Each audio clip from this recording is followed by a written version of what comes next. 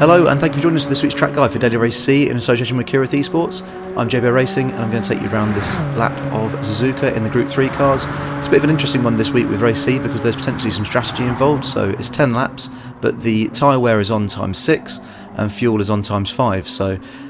you might well be able to make a no-stop work if you're in a car where you can fuel save very well, but it's going to be very tricky, or you can be fast and go for a one-stop. So have a bit of a discussion in the comments, share your experiences of what your best strategies have been. That'd be great to hear what everybody's doing. We're in the Genesis this week, and not the Hyundai Genesis, so don't make the mistake that I made and go in and buy the Hyundai Genesis. It's actually the brand Genesis that has just become an official partner of Gran Turismo. I'll just show you where that is quickly now.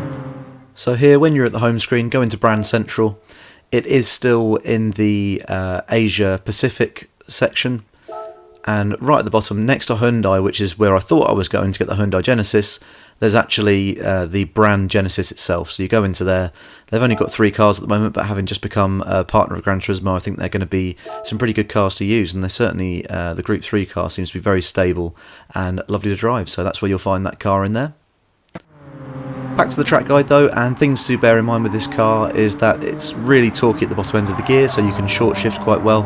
so definitely don't need to rev the gears out, and it really doesn't like you trail braking at all, so you need to get off the brake as quickly as you can to let the car rotate, otherwise you're going to find the car understeering a lot, so look out for that. And yeah, without further ado, let's get into the track guide. Just one quick note is that there won't be any track guides next week, unfortunately, because I am away, but I'll be getting straight back into it when I'm back the following week, so let's break this lap of Suzuka down and see how it goes. Here we go then in our Bentley liveried Genesis X. We're going to be looking out first of all for the grey path just before the 50 metre board. And we're not braking there, we're just turning in on that grey path, lifting, and then braking once the car's in a straight line, pointing ourselves towards this outside curb. You see I'm not using full brake at any point, gradually down to second gear, and then we're going to short shift to third, and you do need to be careful with just that last little bit of acceleration that you add in. If you flat out accelerate there, you will lose the back end, so just feed it in gradually.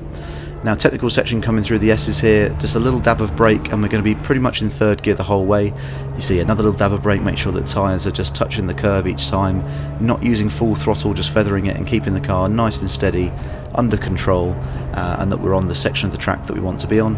Now we do need to use a little bit more brake for this corner and come down to second gear. Once you feel the car rotate around, which is only going to happen again once you get off the brake,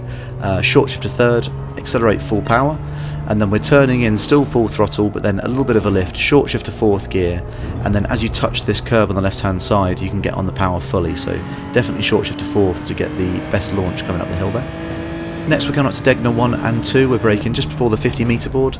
down to fourth gear, off the brakes, clip this inside curb but not too much, it doesn't bounce the car up, and we're braking about a car's length before the end of that curbing on the left hand side, down to second gear to rotate, but then third gear to accelerate out. And for the hairpin here we're going to start braking pretty much as soon as the car's straight, so you come around the corner, as soon as the car's straight, get on the brakes, going to be down into first gear as you get towards the turning in point, but then we're going to again short shift to second gear, gradually feed the throttle in at first, and then as soon as the car's straightening up you can get down 100% on the accelerator. So hopefully you're still with us up to this point through those tricky corners, and we're going to be looking out next as we come towards Spoon Curve for the path just before the 50 metre board, but this time we are going to brake on the path, so braking on the path, down to fourth, then third gear, get close to this curb on the left, but we're actually pointing the car to the curb on the right hand side, little burst of power, but then quite early on we're using a little bit of brake and second gear. You see just about sort of 10-15% brake there to get the car to come over close to this curb, and then short shifting to third, and again be really careful how you feed the power in because it is easy to lose the back end coming out of there. Just as we come down the back straight, I want to take a moment to thank everybody who's come over and subscribed to JB Racing lately. We're at nearly 700 subscribers, which is great to see, and do drop a like and comment if you've enjoyed this video. Just a little bit of a lift here as we come through 130R, and we're going to brake for the next corner about 125 metres, so sort of in between the 150 and the 100 board there. Down to second gear, make sure you take plenty of this curbing on the right hand side, little burst of power in between, but then lift off straight away, again clip this curb on the left, and then we're going to accelerate initially in second, but definitely short shift to third here, or you're again going to lose the back end as you come around the camber for the right hander. Tuck into the barrier to maximise your time, and that's good enough for a 1:58.9, so I hope that helps out with some pointers for that lap. Please do like, comment and subscribe if you've enjoyed the video, and we look forward to seeing you in a couple of weeks for the next set of track guides. Thanks very much.